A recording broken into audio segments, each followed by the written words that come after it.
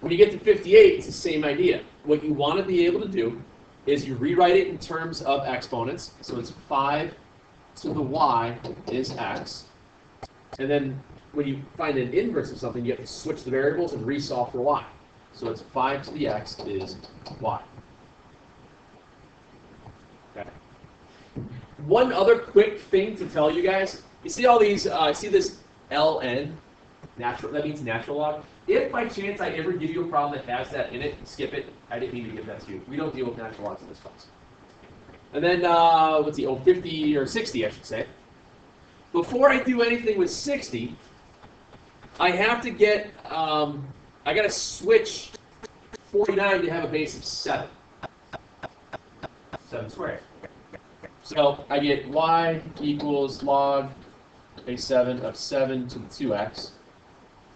So now, when I go to write out my inverses, what happens with the log base 7 and that 7? So I'm left with y equals 2x. Now, switch your variables. And how do you get y by itself? So x over 2. That one's a little bit more complex than the other ones. We don't usually find a lot of inverses. We use inverse properties a lot more next week. And it's a little bit cleaner than just using single variables.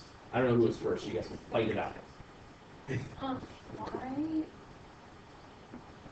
Why can you just leave it as 2x and change it to 4? Because here, when I got to 54, I wasn't finding inverses.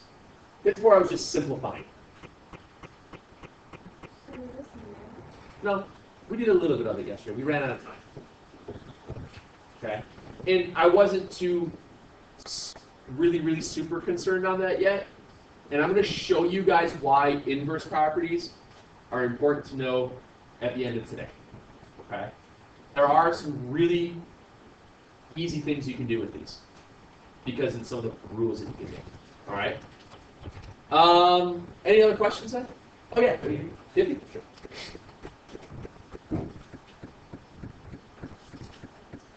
In 50, since you're just simplifying this, you have to be able to identify if you have same bases anywhere. So if you look at what's happening, you've got 9 raised to an exponent. That means that this value of 9 is a base. The exponent is a logarithm that also has a base of 9. Since they have the same bases, they basically simplify each other out, and you're left with then x. Okay. Yeah.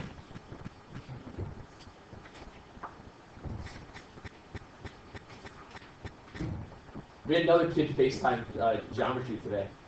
She was driving somewhere. Oh, that's... Well, she wasn't driving. Her parents were driving. Oh. They were going away for a long weekend. That meant like she was like driving a car and FaceTime. So it was pretty awesome. You like FaceTime your students, don't you? It was fun. All right. Make sure your names are on that. Go ahead and pass it up. No. Because we all know that I can get off on a tangent. No. Anyway, graphs. So today we're going to talk about graphs of logarithms. Now, when we're talking about graphs of logarithms, there really is not going to be a parent function. What you have to be able to do when you're working with a logarithm in a graph is know how to press the correct buttons on your calculator and how to identify the vertical asymptote and 2 sets of points. More often than not, you will always be able to find 2 sets of legitimate integer or very simple fractions that you can plot via the table, and then just draw your diagrams. So what we've got here are these basic rules. It's nothing so scary, so weird. You notice you have an h and a k. Log base b of parentheses x minus h plus k has the following characteristics. The line x equals h is always your vertical asymptote. Your domain will always be x is greater than h.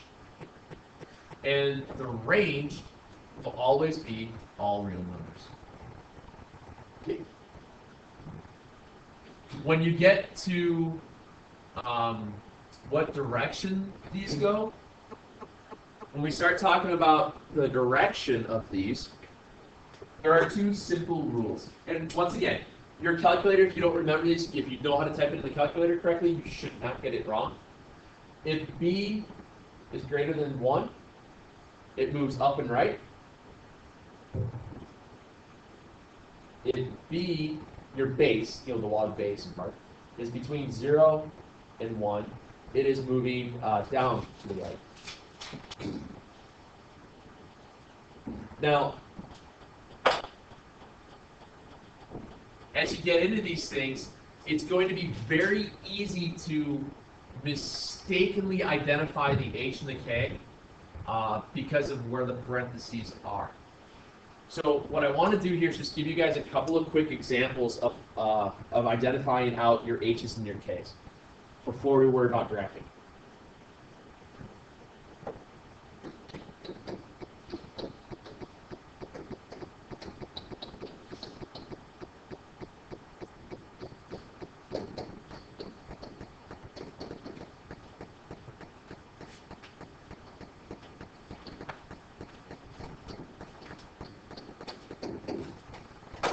What I want to do here is I just wrote up three different examples.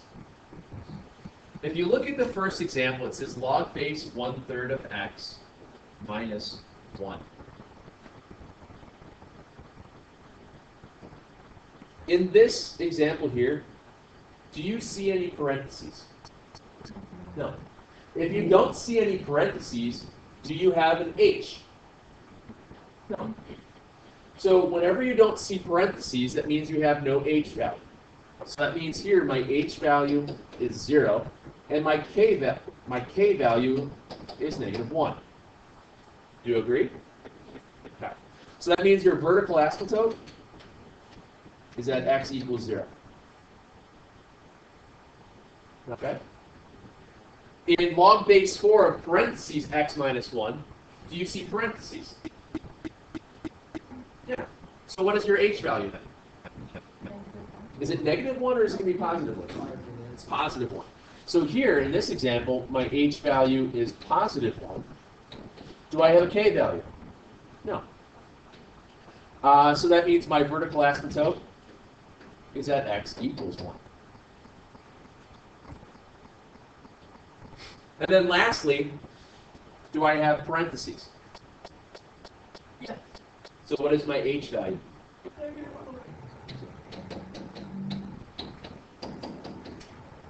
So my vertical asymptote is at x equals -1.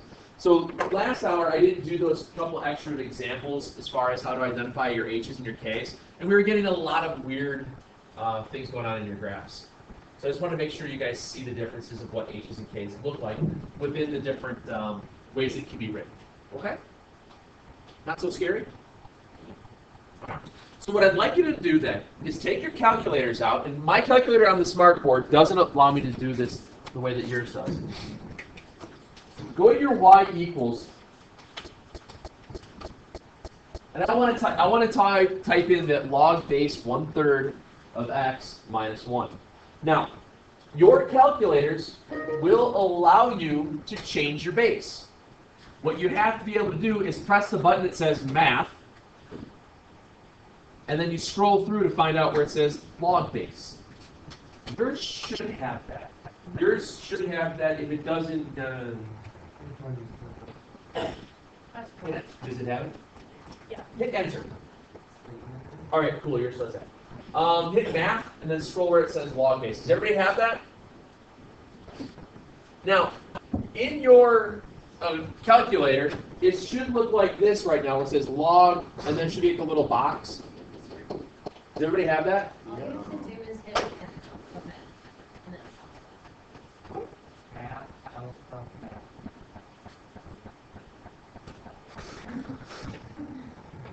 Jake, Oh, air pipe change. Alright. Sweet. geez, I didn't know that. Math alpha math. Very good. I don't know.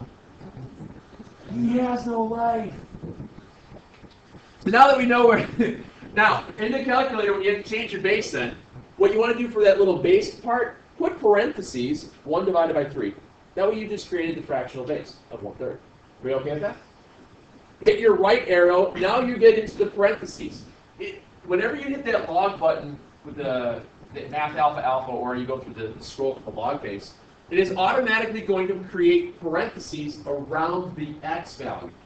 But in this case, since we have no h value, what is the only thing you have to do to put in parentheses? X. That's the only thing that goes in the parentheses. Now tag to the right. Oops, I hit the wrong button. Hit the right arrow and then tack on -1. Because if you put that -1 inside the parentheses, it's assuming that 1 is your value of h. And that's what you did, right? No. Yeah. So it's this one's moving up and it's moving right. No. It should look like this. Your -1 should be outside the parentheses. Wait, are we doing this in the minus? But it's going up that way. Remember your asymptote. Your asymptote is at 0. Remember we just did this one. You have an asymptote at, so it's getting infinitely closer to this. You don't see that. No, you don't see that. So it's getting infinitely closer to that. And then you'll be able to find your table points. Rob. You think you went to tap oh, you're in front. You're going to be parentheses as well. Okay. Is everybody outside the parentheses for -1? So when you type this in, it should be 1/3 here, x -1. That's what it should look like when you typed it in. All right. That's usually, like I said, that's the toughest part when you do this. You got to make sure you know how to use the calculator the right way. So now, if I'm looking at this, if I go to my table function, I know that at 1, it's -1. That's an easy point to plot. And I know that at 3, it's -2. And just go like this.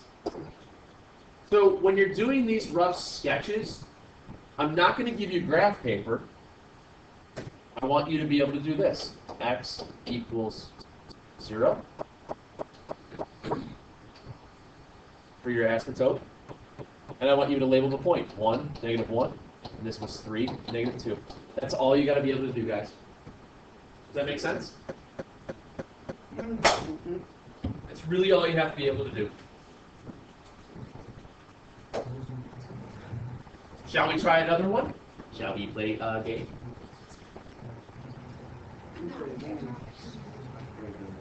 Name the movie, quick!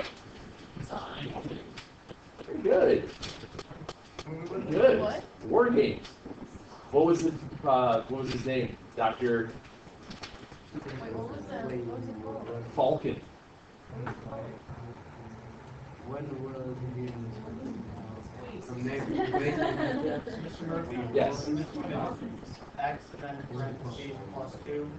Yes. As you see how the +2 is inside the parentheses, you don't separate them. That means it goes in the parentheses in the problem. Because whenever you see a problem with the log base 5 with parentheses, this means my h value is -2. Because there is an h. The h value will always be inside the parentheses. If you see no parentheses, that means there's no h. Yes. Your k value is 0. Your vertical asymptote is going to be where? Good. So, when I go to my y equals, I check my base is now 5.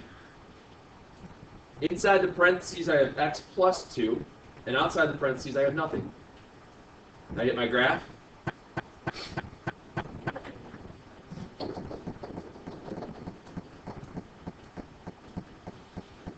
And just get a couple of easy points. At -1, it's 0. At 3, it's 1. Let's go like this.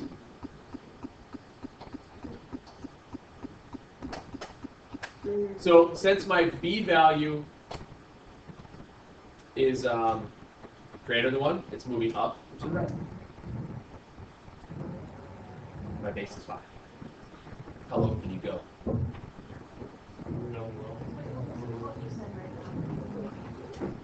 I don't know. I'm getting that off the table because are you in the parentheses or outside of parentheses?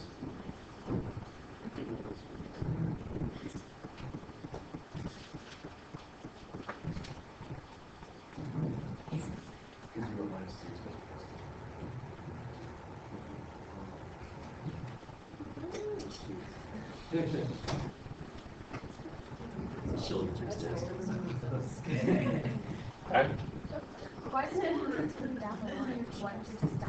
Because what happens here is that it's getting infinitely closer and closer to that, and since your window isn't that precise, it's just going to stop. Okay? But you at least know that right there is where it's getting closer and closer. Correct. So let's try one more of these, and I'll probably let you get going. So all we're doing is if I do 27? Yeah.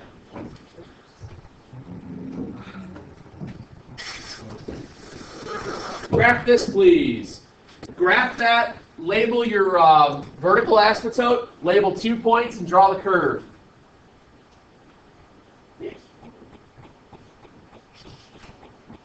Anything on you there?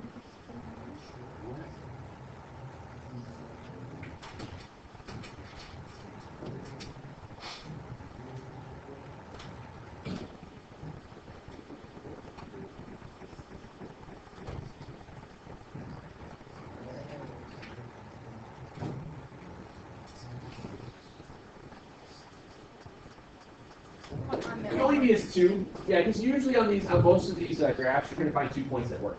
You should find about 2 points. So as we go through this one, your H is 1, your K is 0. So that means your vertical asymptote is at 1. So when I rough sketch this, I have that. The points that we had, I remember seeing, what was it? I forgot what the points were. 2, 0. 2 and 0. 3, 1. 5 and 2. So it's doing this. And just label them out. 2, 0. 3, 1. Real fast, we forgot to do this on the last one. What's your domain? All numbers. All real numbers. No. Remember, your domain is always greater than your H value. Your range will be, yeah, don't forget to do that. Okay?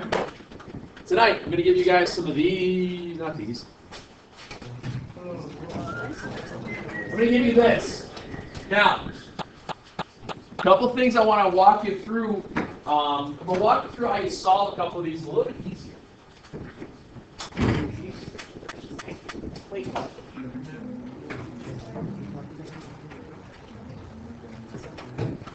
For 10, it says log base 3 of 27. When we did our notes yesterday, when we set that up, what did we set that equal to? X. Very good. We set that equal to X. Then, what we did is we rewrote it into exponential form. That meant 3 to the X was 27. So, 3 to what power is 27? 3. Now, here's another way to look at it. What is 27 written in with a base of 3? Rewrite that 27 to have a base of 3. What do you get? 3 cubed. So it's 3 to the x equals 3 cubed. Do you agree? Let me show you a little shortcut here. We are learning this next step, or what I just did here, next week. Try it on these ones where it says evaluate without a calculator. Set it equal to x, and then try to get these two bases to be the same. Because when you have the same basis, guess what happens? The exponents fall. X is 3. It's a shortcut trick that we will start talking more and more about next week. And that's where some of the inverse stuff comes into play, and we get into it a little bit further, okay? So try that method. If you can't get that method, you can always still walk yourself through 3 to what power is 27. It's kind of what you're doing still, okay? You guys should do very well at this.